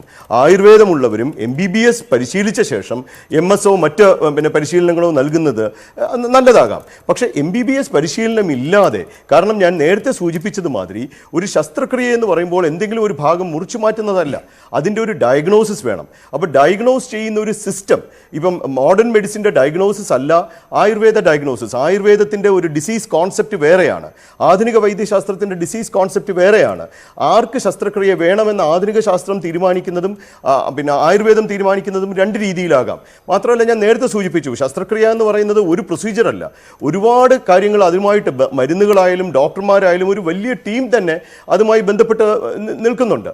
അപ്പോൾ അതുകൊണ്ട് നമ്മൾ IMA മുന്നോട്ട് വയ്ക്കുന്നത്, IMA മാത്രമല്ല എല്ലാ ശാസ്ത്ര സംഘടനകളും മുന്നോട്ട് വയ്ക്കുന്ന ഒരു ആശയം, ഇൻഫാക്ട് ആയുർവേദത്തിലെയും നിരവധി ഡോക്ടർമാർ, അതുപോലെ ഈ ആയുർവേദം അല്ലാതെ പ്രാക്ടീസ് ചെയ്തുകൊണ്ടിരിക്കുന്നവർ പലരും പ്രസ്താവന തന്നെ പുറത്തു കൊണ്ടുവന്നിട്ടുണ്ട്. അപ്പോൾ എല്ലാവരുടെയും ഒരു കാഴ്ചപ്പാടിൽ ശസ്ത്രക്രിയ എന്ന് പറയുന്ന അതിസങ്കീർണമായ, അതീവ വൈദഗ്ധ്യം വേണ്ട ഒരു ചികിത്സ ഒരു താൽക്കാലിക പരിശീലനത്തിലൂടെ ആൾക്കാരെ നമുക്ക് പ്രാപ്തരാക്കാൻ സാധിക്കില്ല. അത് സാധിക്കുമെങ്കിൽ അത് ഈ നേരത്തെ ഫസൽ സാർ പറഞ്ഞ മാതിരി നിരീക്ഷണങ്ങൾക്ക് ശേഷം അത് സാധിക്കുമെന്ന് തെളിയിക്കപ്പെട്ടിട്ടല്ലേ നമുക്ക് അതിനുള്ള അംഗീകാരം കൊടുക്കാൻ സാധിക്കുള്ളൂ. മാത്രമല്ല, നമ്മളിപ്പോൾ ഇപ്പോൾ ആയുർവേദ കോളേജുകളിൽ എന്ത് പഠിപ്പിക്കുന്നതിനും നമുക്ക് എതിർപ്പില്ല. ആയുർവേദ ഡോക്ടർമാർ ആയുർവേദക്കാരെ പഠിപ്പിക്കുന്നതിൽ യാതൊരു എതിർപ്പുമില്ല. ആയുർവേദത്തിൻ്റെ പുരോഗതിക്ക് വേണ്ടി മോഡേൺ മെഡിസിൻ്റെ റിസർച്ച് ടൂൾസ് ഒക്കെ അപ്ലൈ ചെയ്യുന്നതും നല്ലത് തന്നെയാണ്. ഈ ആയുഷ് എന്ന് പറയുന്ന എല്ലാ സിസ്റ്റത്തിനോടും തുല്യമായിട്ടുള്ള, ഇപ്പം നേരത്തെ ഡോക്ടർ സാദത്ത് അത് പറഞ്ഞിരുന്നു, എല്ലാ സിസ്റ്റത്തിനോടും തുല്യമായിട്ടുള്ള കാഴ്ചപ്പാട് IMAക്കില്ല. എന്നാൽ ആയുർവേദത്തിനെ IMA എതിർത്തിട്ടില്ല. പക്ഷേ ആയുർവേദത്തിൻ്റെ പുരോഗതി മോഡേൺ മെഡിസിൻ്റെ ചില ഭാഗങ്ങൾ കൂടി കൂട്ടിച്ചേർക്കുന്നത് കൊണ്ടാണ് എന്നുള്ള വികലമായ ഒരു കാഴ്ചപ്പാട് അത് ആയുർവേദത്തിനും നല്ലതല്ല, പൊതുജനാരോഗ്യത്തിനും നല്ലതല്ല. ഒരു കാര്യം കൂടി ഞാൻ പറഞ്ഞുകൊള്ളട്ടെ. നേരത്തെ ഇവിടെ കേസുകളെ കുറിച്ച് സൂചിപ്പിച്ചു. 1999 നമ്മുടെ Mukhtar versus state of Punjab എന്നൊരു കേസിൽ വളരെ കൃത്യമായി പറഞ്ഞിട്ടുണ്ട്, അതാത് മെഡിക്കൽ കൗൺസിലുകൾക്ക്, ഇപ്പോൾ central council of Indian medicine അവരുടെ സിലബസ് തീരുമാനിക്കുമ്പോൾ വേറൊരു സിസ്റ്റത്തിൻ്റെ സിലബസ് എടുത്ത് അതിനകത്ത് ഇടാൻ സാധിക്കില്ല. അതുപോലെ നാഷണൽ മെഡിക്കൽ കമ്മീഷന് തിരിച്ചും സാധിക്കില്ല. മാത്രമല്ല, NMCയിൽ തന്നെ ക്ലോസ് 34 പ്രകാരം മോഡേൺ മെഡിസിൻ രജിസ്ട്രേഷൻ ഉള്ളവർക്ക് മാത്രമേ ഇത്തരം പദ്ധതികൾ കൈകാര്യം ചെയ്യാൻ, ഈ ചികിത്സ കൈകാര്യം ചെയ്യാൻ സാധിക്കുള്ളൂ. അപ്പോൾ അത് നിയമലംഘനം കൂടിയാവുകയാണ്. അപ്പോൾ ഇത്തരത്തിൽ, പ്രത്യേകിച്ച് നേരത്തെ ഫസൽ സാർ പറഞ്ഞ മാതിരി കോവിഡിൻ്റെയൊക്കെ ഈ ഒരു പശ്ചാത്തലത്തിൽ ഒരു ഇന്റർ സിസ്റ്റം കോൺഫ്ലിക്റ്റിലേക്ക് നമുക്ക് പോകേണ്ട കാര്യമില്ല. അത്തരത്തിലൊരു അടിയന്തര ഘട്ടം നമ്മുടെ രാജ്യത്തില്ല. നമ്മുടെ ജനങ്ങൾക്ക് കൂടുതൽ മെച്ചപ്പെട്ട ചികിത്സ, കൂടുതൽ ശാസ്ത്രീയമായ ചികിത്സ നൽകുവാനും നമ്മുടെ ഇവിടെ നിലവിലുള്ള സിസ്റ്റംസ് അതിൻ്റെ തനിമ നിലനിർത്തിക്കൊണ്ട്, പ്രത്യേകിച്ച് ആധുനിക വൈദ്യശാസ്ത്രവും ആയുർവേദവും മറ്റു പല സിസ്റ്റത്തിനോടും നമുക്ക് വിഭിന്ന കാഴ്ചപ്പാടുണ്ട്. പക്ഷെ ആധുനിക വൈദ്യശാസ്ത്രവും ആയുർവേദവും അതിന്റെ തനിമ നിലനിർത്തിക്കൊണ്ട് പൊതുജനോപകാരപ്രദമായ രീതിയിൽ മുന്നോട്ട് പോകണം. ശരി, അതാണ് ഡോക്ടർ സാദത്ത് ഇവിടെ ഇത്രയും നേരം ഈ ചർച്ചയിൽ വിദഗ്ധരായ നിങ്ങൾ എല്ലാവരും സംസാരിച്ച് കേൾക്കുമ്പോൾ സ്വാഭാവികമായിട്ടും ഡോക്ടർ ശ്രീജിത്തും ഫസൽ ഗഫൂറും ചൂണ്ടിക്കാണിക്കുന്ന ചില കാര്യങ്ങളിൽ ആണ് കൂടുതലായിട്ട് വിശ്വസിക്കേണ്ടത് അല്ലെങ്കിൽ ഊന്നൽ കൊടുക്കേണ്ടത് എന്ന തോന്നലാണ് ഉണ്ടാകുന്നത്. അതായത് ഈ ഇതര സംസ്ഥാനങ്ങളിൽ ഈ പറയുന്ന ആരോഗ്യ ചികിത്സാ സംവിധാനം ഫലപ്രദമല്ല, അതുകൊണ്ടുള്ള ഡോക്ടർമാരെ അവരിപ്പോൾ ആയുർവേദക്കാരാണെങ്കിൽ അങ്ങനെ അല്ലെങ്കിൽ മറ്റുള്ളവരാണെങ്കിൽ അവർക്ക് ഈ പറയുന്ന കാര്യങ്ങളെല്ലാം സജ്ജീകരിച്ച് കൊടുക്കുക, അവർക്ക് കൂടെ അനുമതി കൊടുക്കുക എന്ന വാദം ന്യായമാകുന്നതല്ല എന്നത് പ്രാഥമികമായ തലത്തിൽ തന്നെ ആലോചിച്ചാൽ നമുക്ക് മനസ്സിലാകുന്നുണ്ട്. അതായത് ഇവിടെ കേരളത്തിലെ സ്ഥിതിയിലേക്ക് ഇതര സംസ്ഥാനങ്ങൾ പിന്നിൽ നിൽക്കുകയാണെങ്കിൽ അവർ അതിലേക്ക് വരികയാണ് വേണ്ടത്. എന്ന് വെച്ചാൽ ഈ പറയുന്ന മോഡേൺ മെഡിസിൻ ആണെങ്കിലും ആയുർവേദമാണെങ്കിലും അത് തനിമയോട് കൂടിയിട്ട് കൊണ്ടുപോകാൻ സാധിക്കുന്ന ഒരു സാഹചര്യം ആ സംസ്ഥാനങ്ങളിൽ കൂടെ വരികയല്ലേ വേണ്ടത്. അവിടെ നമ്മൾ പ്രാകൃതമായ അവസ്ഥയിലേക്ക് പോകുന്നത് ശരിയായിരിക്കുമോ? ആളില്ല, അതുകൊണ്ട് ഉള്ള ആളുകൾക്ക് എല്ലാ പണിയും ഏൽപ്പിച്ചു കൊടുക്കുക എന്നത് ചികിത്സാ രീതികളുടെ കാര്യത്തിൽ ശരിയായ വരുമോ?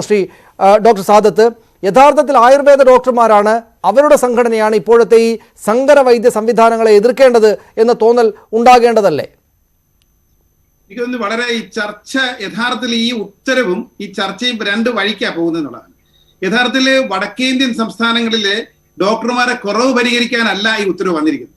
നേരത്തെ ഡോക്ടർ ശ്രീജിത്ത് പറഞ്ഞ മാതിരി കൃത്യമായ ട്രെയിനിങ്, ഒരു MBBS കഴിഞ്ഞ് ഒരു സർജനായി വരുന്ന ഒരാൾക്ക് കിട്ടുന്ന മാതിരി ട്രെയിനിങ് കഴിഞ്ഞ ചുരുക്കം ചില ഡോക്ടർമാർക്ക്, ഞാൻ പറഞ്ഞല്ലോ കേരളത്തിൽ നിന്ന് 2% വരിക, ചുരുക്കം ചില ട്രെയിനിങ്ങും വ്യക്തമായ പ്രാക്ടീസും കഴിഞ്ഞ ചുരുക്കം ചില ഡോക്ടർമാർക്ക് നിയന്ത്രിത അളവിൽ, അതാണ് ഞാൻ നേരത്തെ പറഞ്ഞ 58 സർജറികൾ മാത്രം, എല്ലാ സർജറികളും അല്ല, അതേപോലെ എല്ലാ ഡോക്ടർമാർക്കും അല്ല, ജനറലൈസ് ചെയ്തുകൊണ്ട് ഈ സമരം പ്രഖ്യാപിച്ചവരെ ജനറലൈസ് ചെയ്ത് ചർച്ച കൊണ്ടുപോകേണ്ട ആവശ്യമില്ല. വളരെ ചുരുക്കം ചില ആൾക്കാർക്ക് വേണ്ടി മാത്രം പറഞ്ഞിരിക്കുന്ന ഈ ഉത്തരവിനെ നമ്മൾ ജനറലൈസ് ചെയ്യേണ്ട കാര്യമില്ല. അത് കൃത്യമായ അത്തരം ആൾക്കാർക്ക് ട്രെയിനിങ് ചെയ്യേണ്ടതാണ്. പിന്നെ രണ്ടാമതൊരു കാര്യം അത് പറയേണ്ടത്, ഈ ഡയഗ്നോസ്റ്റിക് മെത്തേഡുകളും ഇവിടെ വരുന്ന പുരോഗതിയും മറ്റ് ശാസ്ത്രങ്ങളുടെ പുരോഗതിയാണ്.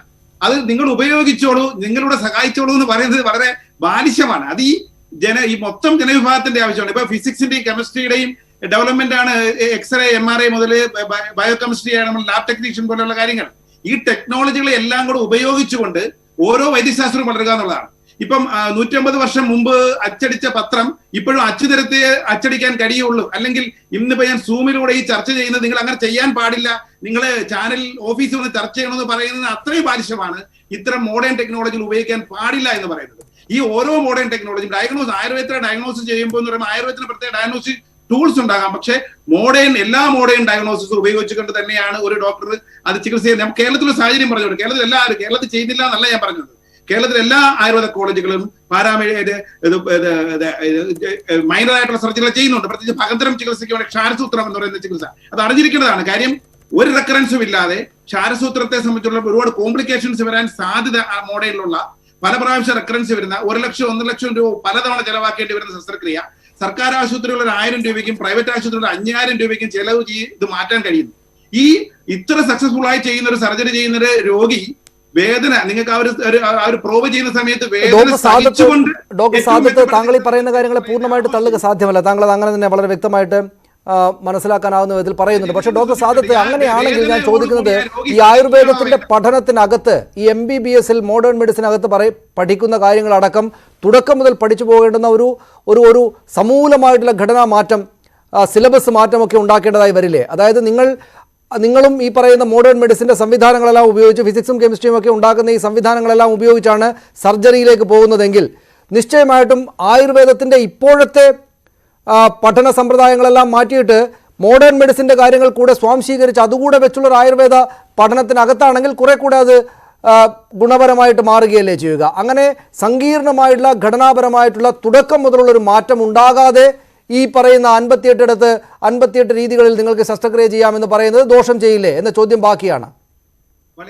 തീർച്ചയായും ഞാൻ അതാണ് പറഞ്ഞത്, ക്ലാരിറ്റി ഇല്ലാന്ന് പറയും. ഇത് ഇവിടെ പുതിയ സംവിധാനമല്ല. 1978 bachelor of ayurvedic medicine and surgery എന്ന പുതിയ കോഴ്സ് രൂപീകരിച്ചേക്കുന്ന തന്നെ ഇത്തരത്തിലുള്ള എല്ലാ സമഗ്രമായ പാഠ്യപദ്ധതി. ഞാൻ ആദ്യം പറഞ്ഞു, ഔഷധങ്ങൾ ഒഴിച്ചാൽ ബാക്കിയുള്ള എല്ലാ MBBS വിദ്യാർത്ഥി പഠിക്കുന്ന എല്ലാ ഭാഗങ്ങളും പഠിച്ചുകൊണ്ടുള്ള പാഠ്യപദ്ധതിയാണ് BMS-ലുള്ളത്. ഇതൊരു പുതിയ സംവിധാനമല്ല. ഈ 78 BMS ഇതിന് മുമ്പ് കേരളത്തിൽ DIMS, diploma in integrated medicine, diploma in modern science എന്നിങ്ങനെ പല സംവിധാനങ്ങൾ കേരളത്തിൽ തന്നെ നിലവിലുണ്ടായിരുന്നു.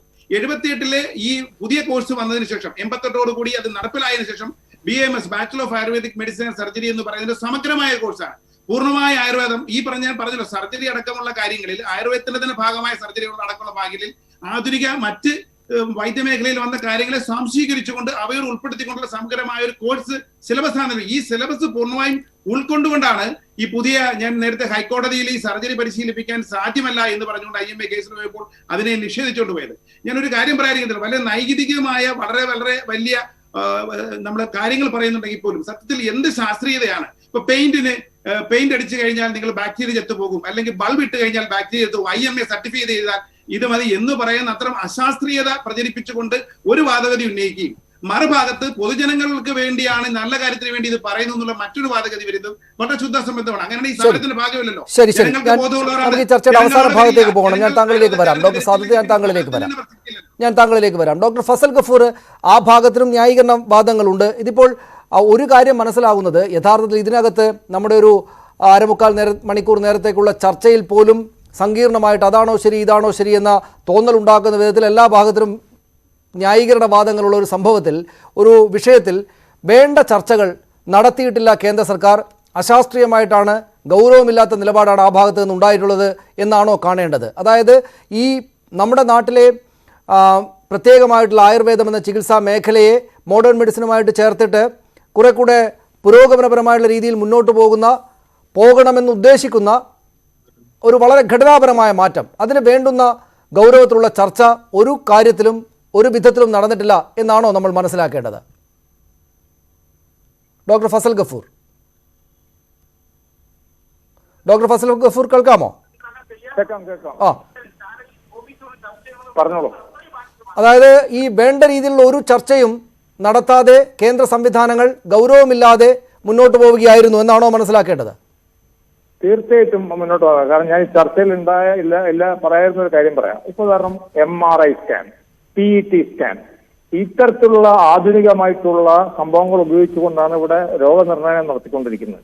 ഇതിനെല്ലാം പ്രത്യേകമായിട്ടുള്ള ഡിഗ്രികൾ, MD DM അടക്കമുള്ള ഡിഗ്രികൾ ഉള്ളപ്പോൾ അതായിട്ട് ബന്ധമില്ലാത്തൊരു വിഭാഗം ഇവിടെ വരികയും ഒരു ചോദ്യമുണ്ട്, ഏത് ശസ്ത്രക്രിയ എന്നുള്ളത് മനസ്സിലായില്ലേ? ഏത് തരത്തിൽ? കാരണം നമുക്കിപ്പോ എന്റെ സുഹൃത്ത് ജേസൺ അവിടെ ഉണ്ട്, അദ്ദേഹം എന്റെ അഭിപ്രായത്തിൽ ഒരു സർജനാണ്. അദ്ദേഹത്തിന് തോന്നിയ ശസ്ത്രക്രിയ ഒന്നും നടത്താൻ പറ്റില്ല. അത് സ്റ്റാൻഡേർഡൈസ്ഡ് ആയിട്ടുള്ള ഓപ്പറേറ്റിംഗ് പ്രൊസീജിയർ അനുസരിച്ചിട്ടുള്ള മെഡിക്കൽ കൗൺസിൽ ഓഫ് ഇന്ത്യയും ICMR എല്ലാവരും അംഗീകരിച്ച ബോഡീസ് ഒക്കെ അവരെല്ലാം അംഗീകരിച്ച ഒരു രീതിയിലുള്ള ശസ്ത്രക്രിയ മാത്രമേ നടത്താൻ പറ്റൂ. അങ്ങനെ ഇരിക്കുമ്പോ ഇവിടുത്തെ ഇൻവെസ്റ്റിഗേഷൻ ഉപയോഗിക്കുക, എന്നിട്ട് അവിടുത്തെ ശസ്ത്രക്രിയ നടത്തുക, ഇങ്ങനെയൊക്കെ വരുമ്പോഴാണ് ഈ പ്രശ്നം ഉണ്ടാവുന്നത്. അവർക്ക് അവരുടേതായിട്ടുള്ള ഇൻവെസ്റ്റിഗേഷൻ മൊഡാലിറ്റി ഉണ്ട് എങ്കിൽ കുഴപ്പമില്ല, ഞാനതിനെതിരല്ല. പക്ഷെ MRI സ്കാനോ അല്ലെങ്കിൽ PET സ്കാനോ, ഞാൻ PET സ്കാൻ പറയാൻ കാരണം ഏറ്റവും കൂടുതൽ ഇപ്പൊ നമ്മുടെ ഇതിലുള്ള സ്പെക്ട്രം പറ്റുമൊക്കെയാണ് മനസ്സിലല്ലേ? അപ്പൊ ആ സ്കാനുകളും എല്ലാം ഉപയോഗപ്പെടുത്തിക്കൊണ്ട് പിന്നെ അതിലപ്പുറമായിട്ടുള്ള ഒരു ശസ്ത്രക്രിയ എങ്ങനെ ചെയ്യാൻ പറ്റും, ഇത് രണ്ടും കൂടെ എങ്ങനെ ലയിപ്പിക്കും എന്നുള്ളത് ഇത് ആയുർവേദക്കാരായിട്ടുള്ള പ്രശ്നമേ അല്ല. ഇത് പ്രശ്നം കിടക്കുന്നത് കേന്ദ്ര ഗവൺമെന്റിന്റെ മൊത്തത്തിലുള്ള ഒരു കാഴ്ചപ്പാടുകളുടെ വികലമായ കാഴ്ചപ്പാടിന്റെ തകരാറാണ് ഞാനിതിൽ കാണുന്നത്. കാരണം ആയുർവേദം നമ്മൾ ആരും എതിർക്കുന്നില്ലല്ലോ, നമ്മൾ പറയുന്നുണ്ടോ ആയുർവേദ ഡോക്ടറുടെ. പിന്നെ കോസ്റ്റിന്റെ കാര്യം ശ്രീ സാദിഖ് പറഞ്ഞു, അതിന് ഞാൻ എതിർക്കാൻ ഉദ്ദേശിക്കുന്നത് എന്താണെന്ന് അറിയോ? ഇവിടെ നിന്ന് MES മെഡിക്കൽ കോളേജിൽ നിന്ന് 18-20 കിലോമീറ്ററാണ് കോട്ടക്കൽ ആയുർവേദ ശാല. അവിടുത്തെ കോസ്റ്റ് എന്താണെന്നാണ് നിങ്ങളുടെ വിചാരം? അവിടുത്തെ കോസ്റ്റ് കുറവാണോ? അങ്ങനെയാണെങ്കിൽ പറയട്ടെ, അവിടുത്തെ കോസ്റ്റ് കുറവാണോ? ചെറിയ കോസ്റ്റിൽ ട്രീറ്റ് ചെയ്യുന്ന നമ്മുടെ വൈദ്യശാസ്ത്രത്തിലുള്ളവരുണ്ട്, അപ്പുറത്തുമുണ്ട് വൈദ്യശാസ്ത്രത്തിലുള്ളവരുണ്ട് ചെറിയ കോസ്റ്റിൽ ട്രീറ്റ് ചെയ്യണം. അപ്പൊ കോസ്റ്റ് ഒരു ഫാക്ടറല്ല. രണ്ടാമത് വടക്കേ ഇന്ത്യയുടെ പ്രശ്നമാണ്. വടക്കേ ഇന്ത്യക്ക് ഒരു വേറെ പരിപാടി ഉണ്ടാക്കുന്നുണ്ട്, 3.5 കൊല്ലത്തെ MBBS. അത് ആരോട് ചോദിച്ചിട്ടാണ് നടപ്പാക്കാൻ പോകുന്നത്? 3.5 കൊല്ലത്തെ MBBS നടപ്പാക്കാൻ പോകുന്നു, 2 കൊല്ലത്തെ പോസ്റ്റ് ഗ്രാജുവേഷൻ നടപ്പാക്കാൻ പോകുന്നു, പ്രൈവറ്റ് നഴ്സിംഗ് ഹോമുകൾ 100 ബെഡ്. യഥാർത്ഥത്തിൽ അത് വലിയ പ്രതിഷേധം ഉണ്ടാകേണ്ട കാര്യമാണ് അതല്ലേ യഥാർത്ഥത്തിൽ ഡോക്ടർ ഫസൽ ഗഫൂർ? അതായത് വടക്കേ ഇന്ത്യയുടെ ചില ഭാഗങ്ങൾ പിന്നിൽ നിൽക്കുകയാണ് ആരോഗ്യ സംവിധാന മേഖലയിൽ എന്ന് പറയുമ്പോൾ അവയെ നല്ല ശക്തിയിലും പ്രവർത്തിച്ച് മുന്നിലേക്ക് കൊണ്ടുവരുന്നതിന് പകരം പിന്നിൽ നിൽക്കട്ടെ എന്ന നിലക്കുള്ള കാര്യങ്ങളാണ് നടപ്പാക്കുന്നത്. MBBS 3.5 കൊല്ലം, ഈ പറയുന്ന പോലെ എല്ലാവരും കയറി ശസ്ത്രക്രിയ നടത്തട്ടെ എന്നതുപോലെയൊക്കെ യഥാർത്ഥത്തിൽ അവരുടെ പിന്നോക്കാവസ്ഥ വർദ്ധിപ്പിക്കുകയേ ഉള്ളൂ അല്ലേ? തീർച്ചയായിട്ടും. ഞാൻ പറയുന്ന ചോദ്യം എന്താണെന്ന് വെച്ചിട്ടുണ്ടെങ്കിൽ ഇന്ത്യയിലെ 400 ചില മെഡിക്കൽ കോളേജുകൾ, അല്ലെങ്കിൽ 300 മെഡിക്കൽ കോളേജും നമ്മുടെ അല്ലെങ്കിൽ 200 മെഡിക്കൽ കോളേജ് ഇവിടെ കിടക്കുന്നു. ആര് പറഞ്ഞു ഇവരോട് മെഡിക്കൽ കോളേജ് തുടങ്ങണ്ടെന്ന്? ഇവർക്ക് ബീഹാറിൽ മെഡിക്കൽ കോളേജ് തുടങ്ങിക്കൂടെ? ബീഹാറിൽ നിങ്ങൾ വിശ്വസിക്കൂല, ഈ 60 കൊല്ലമായി 50 കൊല്ലം എന്റെ ഓർമ്മയിൽ ആകെ തുടങ്ങിയത് 3 മെഡിക്കൽ കോളേജ് 4 മെഡിക്കൽ കോളേജാണ്. ഉത്തർപ്രദേശിലെ സ്ഥിതി ഇത് തന്നെയാണ്. അപ്പൊ അവിടെയൊക്കെ മെഡിക്കൽ കോളേജുകൾ തുടങ്ങിക്കൊണ്ട് ആ മെഡിക്കൽ വിദ്യ ആയുർവേദക്കാരുണ്ടായിക്കോട്ടെ, കുഴപ്പമില്ല. പക്ഷേ ഞാൻ പറയുന്നത് ഉയർന്ന മെഡിസിൻ, അതായത് നമ്മൾ പറയാം ഹയർ സ്പെഷ്യാലിറ്റി, ഇപ്പൊ പറയുന്നത് ഫ്രോണ്ടിയർ സ്പെഷ്യാലിറ്റി എന്നാണ്. അവിടെ ഞാൻ ഡോക്ടർ സാദത്ത് പറഞ്ഞതിനോട് ഞാനിപ്പോ യോജിക്കുക. എന്റെ അച്ഛൻ ന്യൂറോളജിസ്റ്റ് ആയിരുന്നു. അദ്ദേഹത്തിന്റെ കാലത്ത് CT സ്കാനും ഇല്ല, MRI സ്കാനും ഇല്ല, അങ്ങനത്തെ ഒരു കാര്യമില്ല. അതിന്റെ അർത്ഥം നമ്മൾ പുറകോട്ട് പോകണം എന്നല്ലല്ലോ. അപ്പൊ ഇനി CT സ്കാനും MRI സ്കാനും ഇല്ലാതെ നമുക്കൊരു വഴി നോക്കാം എന്നുള്ളതല്ല. CT സ്കാന്റെ MRI സ്കാനും കൂടുതൽ കൊണ്ടുവന്നുകൊണ്ട് അതിന്റെ റേറ്റ് കുറക്കണം, ശസ്ത്രക്രിയയുടെ റേറ്റ് കുറക്കണം, അതിന് ആധുനിക മെഡിസിന്റെ ഡോക്ടർമാരുടെ എണ്ണം കൂട്ടണം. മറ്റൊരുണ്ടായിക്കോട്ടെ, മറ്റൊരെണ്ണം കുറവില്ലല്ലോ. ഡോക്ടർ ഫസൽ ഗഫൂർ, താങ്കൾ ഈ പറഞ്ഞ അത്ഭുതകരമാണ്. അതായത് ഈ പറയുന്ന സംസ്ഥാനങ്ങളിലൊന്നും ഇത്രയും കാലമായിട്ടും നമ്മുടെ നാട്ടിലുള്ളതുപോലെ മോഡേൺ മെഡിസിൻ സംവിധാനങ്ങളെ അല്ലെങ്കിൽ ആയുർവേദം അടക്കമുള്ള സംവിധാനങ്ങളെ പുതിയ ആധുനികമായിട്ടുള്ള നിലക്ക് മുന്നോട്ട് കൊണ്ടുപോകാനുള്ള സംവിധാനങ്ങളൊന്നുമില്ല എന്നാണ് മനസ്സിലാക്കുന്നത്, അല്ലേ? ഈ പറയുന്ന മെഡിക്കൽ കോളേജുകളോ അത്തരം പുരോഗതിയിലേക്ക് കൊണ്ടുപോകാനുള്ള സംവിധാനങ്ങളൊന്നും ഉണ്ടായിട്ടില്ല എന്നാണോ പറയുന്നത്? അതിനുള്ള പ്രവർത്തനങ്ങളും ഉണ്ടാക്കുന്നതിന് പകരം ഉള്ള സംവിധാനങ്ങൾക്കകത്ത് അശാസ്ത്രീയമായിട്ട് കാര്യങ്ങളെല്ലാം സങ്കരമായിട്ട് ഏൽപ്പിച്ചു കൊടുക്കുകയാണ് ഇപ്പോൾ ചെയ്യുന്നത് എന്ന്, അല്ലേ? ആ വാക്കാണ് കറക്റ്റ്. തനീഷ്, രണ്ടുപേരും നല്ലതാണ്, മനസ്സിലായില്ലേ? തെറ്റില്ല. പക്ഷെ ഇത് രണ്ടിനെയും കൂടെ നമ്മൾ ഹെർമോഫ്രോഡൈറ്റ് എന്ന് പറയും, ആണും പെണ്ണും ഇല്ലാത്തൊരു വിധം. ഒരു ശിഖണ്ഡിയെ നമ്മൾ എന്തിനാ സൃഷ്ടിക്കുന്നത്? എന്താ ശിഖണ്ഡിയെ മുന്നിൽ നിർത്തിക്കൊണ്ട് യുദ്ധം നടത്താൻ വേണ്ടിയിട്ടാണോ? അല്ലല്ലോ, മനസ്സിലായില്ലേ? ആ ഐതിഹ്യ പ്രകാരം തന്നെ ശിഖണ്ഡിയെ പറ്റിയിട്ട് മോശം അഭിപ്രായമല്ലോ നമുക്കുള്ളത്, മനസ്സിലായില്ലേ? ശിഖണ്ഡി ആരാന്നുള്ളത് നമുക്കറിയാലോ. എന്ന് പറഞ്ഞ പോലെ തന്നെ ഇത് രണ്ടും കൂടെ കൂട്ടിക്കുഴക്കുന്നതിനെ പറ്റി ഇനി ശരി കൂട്ടിക്കുഴക്കുന്നില്ല എന്ന് സാധിക്കു പറഞ്ഞാൽ ഞാൻ അംഗീകരിക്കാം. പക്ഷേ അതിന്റെ ഡിസ്കഷൻ എവിടെ ഡിസ്കഷൻ? സർക്കാർ എവിടെ ഡിസ്കസ് ചെയ്യുന്നത്? അതാണ് വളരെ പ്രധാനപ്പെട്ട ഒരു പോയിന്റാണ്. ഞാൻ ഈ ചർച്ച അവസാന ഭാഗത്തേക്ക് പോകേണ്ടതുകൊണ്ട് സമയമായി, അതുകൊണ്ടാണ് ഡോക്ടർ ഫസൽ ഗഫൂർ ഇടപെട്ടത്. വളരെ നന്ദി. ഡോക്ടർ ശ്രീജിത്ത്, ഈ ചർച്ച അവസാനിപ്പിക്കാമോ? പക്ഷേ ഇത് നിങ്ങളുടെ സമരം കൊണ്ട് എന്താകാനാണ്? ഈ തീരുമാനങ്ങളെല്ലാം ആയി കഴിഞ്ഞല്ലോ, കേന്ദ്രം എങ്ങനെയാണ് പിന്നോട്ട് പോവുക? അല്ല, ഒന്നാമത്തെ കാര്യം, ഈ ആയുർവേദം ഒരു ഐഡൻറ്റിറ്റി ക്രൈസിസിലാണ്. അത് ആയുർവേദത്തിൻ്റെ പുരോഗതി എന്ന് പറയുന്നത് മോഡേൺ മെഡിസിൻ കൂടി അതിന് അടർത്തി മാറ്റി അതിൻ്റെ കൂടെ ചേർക്കുന്നതാണോ, അതോ ആയുർവേദം തനതായ രീതിയിൽ ഡെവലപ്പ് ചെയ്യുന്നതാണോ? അതിന് ആധുനിക ശാസ്ത്രം ഉപയോഗിക്കാം. ആ ഒരു ഐഡൻറ്റിറ്റി ക്രൈസിസ് തീർച്ചയായിട്ടും ആയുർവേദം തന്നെ സോൾവ് ചെയ്യേണ്ടതുണ്ട്. ഒന്ന്. രണ്ട്, ഇതിനെ ഒരു ഇന്റർ സിസ്റ്റം കോൺഫ്ലിക്റ്റായി ദയവ് ചെയ്ത് കാണരുത്. കാരണം ഇതിൻ്റെ ദോഷഫലം അനുഭവിക്കാൻ പോകുന്നത് മോഡേൺ മെഡിസിനുമല്ല ആയുർവേദവുമല്ല, ജനങ്ങളാണ്. ഇത് പൊതുജനാരോഗ്യത്തെ ബാധിക്കുന്ന ഒരു പ്രശ്നമാണ്. അതുകൊണ്ടാണ് പൊതുജനാരോഗ്യത്തിന് ഇന്ത്യയിലെ എല്ലാ പൗരനും തുല്യ ചികിത്സ കിട്ടണം, equal care for every one എന്ന മുദ്രാവാക്യം മുൻനിർത്തിക്കൊണ്ടാണ് IMA ഈ ഒരു പ്രസ്ഥാനം. വളരെ നന്ദി ഡോക്ടർ ശ്രീജിത്ത്. എനിക്ക് അവിടെ അപ്പുറത്ത് ചർച്ച അവസാനിപ്പിക്കേണ്ടതുകൊണ്ടാണ്, അദ്ദേഹം കൂടെ പറയാനുള്ളത് കൊണ്ടാണ് ഞാൻ ഇടയ്ക്ക് ഇടപെട്ട് ക്ഷമിക്കണം എന്നോട്. ഡോക്ടർ സാദത്ത്, വളരെ പെട്ടെന്ന് 2-3 വാചകങ്ങളിൽ ഈ ചർച്ച അവസാനിപ്പിക്കണം, സമയമില്ല. തീർച്ചയായും ഞാൻ നേരത്തെ പറഞ്ഞ ശുദ്ധായുർവേദം ശുദ്ധമായ അർത്ഥത്തിൽ തന്നെ പ്രാക്ടീസ് ചെയ്യണമെന്നാണ് ഇത്തരത്തിലുള്ള മോഡേൺ സൗകര്യങ്ങൾ ഉപയോഗിച്ചുകൊണ്ട്. ഞാൻ ഒരു കാര്യം പറയുന്നു, യഥാർത്ഥത്തിൽ സാധാരണക്കാരായ ജനങ്ങൾക്ക് ഏറ്റവും ഗുണമേന്മയുള്ള ചികിത്സ ചെലവ് കുറഞ്ഞ രീതിയിൽ ലഭ്യമാക്കുക എന്നുള്ളതായിരിക്കണം ലക്ഷ്യം. അതിന് സങ്കര ചികിത്സയല്ല, ചികിത്സാ സമന്വയത്തിലൂടെ ഏറ്റവും നല്ല ചികിത്സ നടപ്പിലാക്കുന്നതിന് വേണ്ടി ഞാൻ നേരത്തെ കോലൊക്കേഷൻ പോലെയുള്ള സംവിധാനങ്ങളുടെ ഗുണങ്ങളെ എതിർക്കാതെ ഈ മറ്റ് ശാസ്ത്രങ്ങളുടെ സംവിധാനങ്ങളെ ഉപയോഗിച്ചുകൊണ്ട് ഏറ്റവും ചെലവ് കുറഞ്ഞ ഏറ്റവും ഫലപ്രദമായ ചികിത്സ ജനങ്ങൾക്ക് കൊടുക്കാനുള്ള ഉത്തരവാദിത്വം സംഘടനകളടക്കം അലോപ്പതി സംഘടന അടക്കം സ്വീകരിക്കണമെന്നുള്ള ഒരു ശരി. വളരെ നന്ദി ഡോക്ടർ സാദത്ത്. വളരെ നന്ദി ഡോക്ടർ സാദത്ത് ഞങ്ങളോടൊപ്പം ഈ ചർച്ചയിൽ പങ്കെടുത്തതിന്. വളരെ നന്ദി ഡോക്ടർ ശ്രീജിത്തൻ കുമാർ, ഒപ്പം ഡോക്ടർ ഫസൽ ഗഫൂർ ഈ ചർച്ചയിൽ പങ്കെടുത്തതിന് വളരെയധികം നന്ദി. സങ്കീർണമായിട്ടുള്ള അടലുകളുള്ളൊരു വിഷയമാണിത്. നിശ്ചയമായിട്ടും കൂടുതൽ വിശദമായുള്ള ചർച്ച ഉണ്ടാകേണ്ടതാണ്. ഈ പറയുന്ന പോലെ സമന്വയമാണെങ്കിലും സങ്കരമാണെങ്കിലും അത് അതാതിൻ്റെ തനിമയിലും ശക്തിയിലും നിന്നുകൊണ്ടുള്ള സഹകരണം മാത്രമാണ് ഗുണകരമായിട്ട് വരിക എന്ന് മനസ്സിലാക്കാൻ ഈ പറയുന്ന സങ്കീർണമായിട്ടുള്ള കാര്യങ്ങൾ അറിയേണ്ടതില്ല. അതുകൊണ്ട് ആ നിലക്കുള്ള സഹകരണമായിരിക്കുമോ ഉണ്ടാവുക, അല്ലെങ്കിൽ പരസ്പരം ചേരാത്ത രണ്ട് സംഗതികളെ ചേർത്ത് വെച്ചിട്ട് അപകടകരമായ സാഹചര്യങ്ങളിലേക്ക് പോകുമോ എന്നതാണ് ഇതിലെ ഏറ്റവും പ്രധാനപ്പെട്ട കാര്യം. രണ്ടുപേരും രണ്ട് ഭാഗത്തിന് വേണ്ടി പറഞ്ഞ കാര്യങ്ങൾ നമുക്ക് മുന്നിലുണ്ട്. അക്കാര്യങ്ങളിൽ സങ്കീർണമായിട്ടുള്ള കാര്യങ്ങളാണ്. കൂടുതൽ വിശദമായിട്ടുള്ള ചർച്ചകളിലൂടെയൊക്കെ കാര്യങ്ങൾ എത്തേണ്ടതായി വരുമായിരിക്കും. പക്ഷേ അത്തരം ഗൗരവതരമായിട്ടുള്ള ചർച്ചകൾ ഉണ്ടാകാതെയാണ് ഇത്തരം നിലപാടുകളിലേക്കും തീരുമാനങ്ങളിലേക്കും പോയത് എന്നത് ഇതിനകം തന്നെ വസ്തുതാപരമായിട്ട് മനസ്സിലാക്കാനാവുന്നതാണ്. അത് ശരിയല്ലാത്തതാണെന്ന് നിശ്ചയമായിട്ടും പറയേണ്ടതുമാണ്. എന്തായാലും വരും ദിവസങ്ങളിൽ ഈ ചർച്ച പൊതുസമൂഹ മധ്യത്തിൽ തുടരും. വളരെ നന്ദി ഒരിക്കൽ കൂടെ ഡോക്ടർമാർക്ക്. പ്രൈം ഡിബേറ്റ് പൂർണ്ണമാവുകയാണ്. നമസ്കാരം.